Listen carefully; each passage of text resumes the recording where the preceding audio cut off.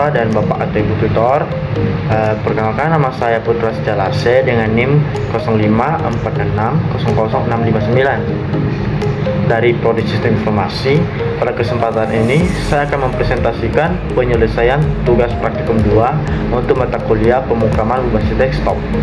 Dalam tugas ini saya membuat aplikasi sistem restoran sederhana menggunakan bahasa Java.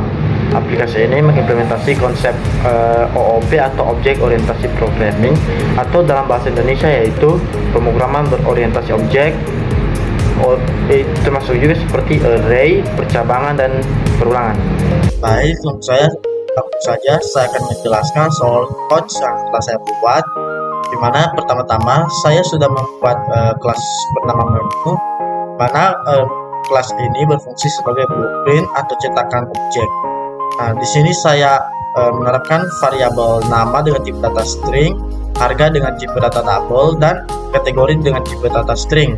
Mana kategori nanti yaitu antara makanan atau minuman. Dan saya juga menggunakan konstruktor untuk inisialisasi data, di mana ini memenuhi indikator penggunaan tipe data dan identifier pada kelas. Selanjutnya itu kita masuk pada kelas utama restoran aplikasi, di mana di sini saya telah membuat public class restoran app. Mana untuk menyimpan data saya tidak menggunakan array statis biasa, melainkan array list. Alasan saya karena soal meminta fitur manajemen menu, yaitu tambah atau hapus. Nah, array biasa ukurannya tetap. Nah, sedangkan array list ini bersifat dinamis atau dapat diubah-ubah. Sehingga kita bisa menambah atau menghapus menu secara real time tanpa mengubah kode program. Untuk alur programnya saya menggunakan struktur perulangan while. Di sini yaitu while berjalan. Ini memastikan aplikasi terus aktif melayani pelanggan atau admin sampai user memilih opsi keluar. Nah, di dalamnya saya menggunakan switchcat untuk navigasi menu utama, yaitu beberapa pilihan seperti menu pelanggan, manajemen menu, dan sampai default. Baik, langsung saja kita jalankan programnya. Pertama saya akan mendemonstrasikan fitur manajemen menu.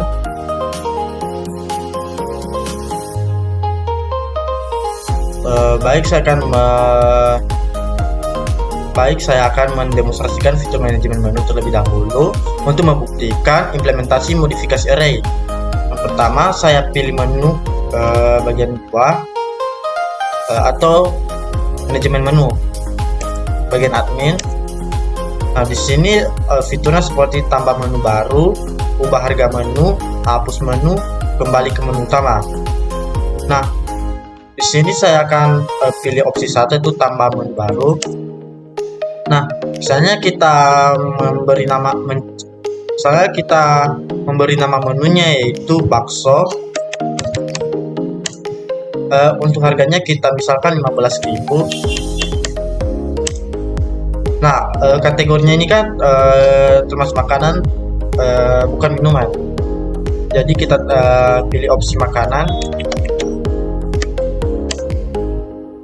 Nah, setelah itu dia kembali ke manajemen menu baru, di mana itu fiturnya tambah menu baru, ubah harga menu, hapus menu, dan kembali ke menu utama. Nah,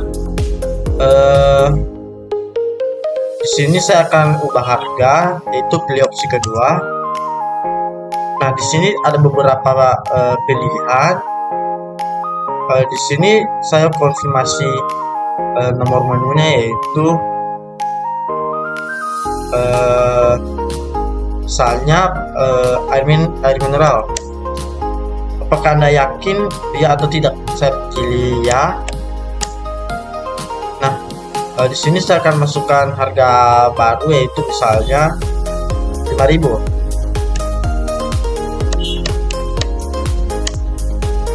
Nah, setelah itu kita akan mencoba fitur hapus menu, yaitu ketiga. Di sini saya akan menghapus menu sate ayam, yaitu bagian nomor 4. Nah, di sini dia akan memberikan input kepada kita apakah Anda yakin ya atau tidak. Jadi kita pilih ya. Nah, setelah itu kita akan mencoba fitur kembali ke menu utama, yaitu bagian 4. Nah, di sini sistem restoran sederhana kembali ke menu awal. Di sini terlihat saya menggunakan validasi input dan konfirmasi keputusan. Jika memilih ya, data di rilis akan diperbaharui. Baik, selanjutnya kita masuk ke menu pelanggan atau pesanan. Kita pilih opsi 1, di mana di sini saya akan menunjukkan bagaimana sistem menghitung total biaya, pajak, dan logika diskon yang kompleks. Pertama, saya akan menginput misalnya saya akan menginput dalam bentuk saya akan mencoba input salah, di mana saya akan memasukkan nama menu ngawur, misalnya batubara. Nah, sistem akan mengembalikan nilai, di mana dia akan memberikan output kepada kita itu menu tidak ditemukan, silakan input kembali.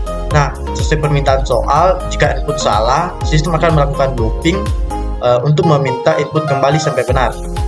Nah, sekarang kita akan mencoba logika diskonnya, di mana saya akan memesan dengan pemesanan diskon besar, di mana pesan makanan yang banyak total 100.000 dan pesan minuman dengan total 50.000 atau lebih besar dari 50.000. Misalnya saya akan pesan 4 sate ayam dan 2 jus jeruk.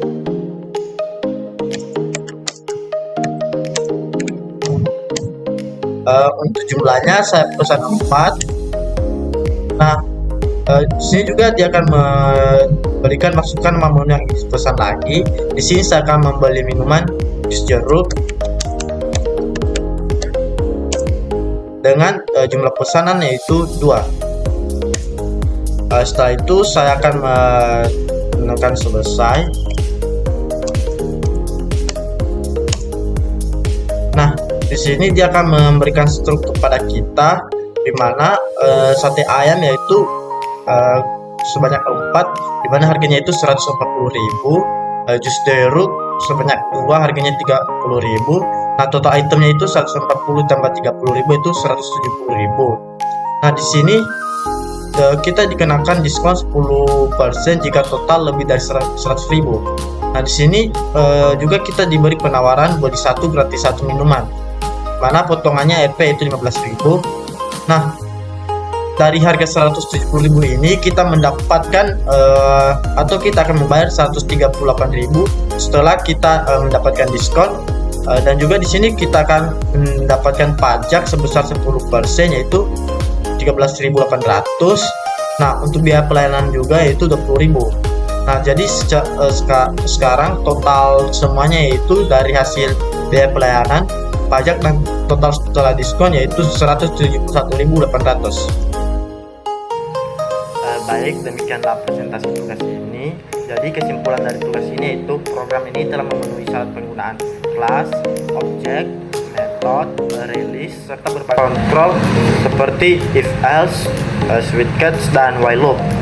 Dimana kita bisa mengetahuinya tadi, dimana saya telah mencobanya di output input tadi. Terima kasih atas perhatian rekan-rekan dan Bapak atau Ibu tutor.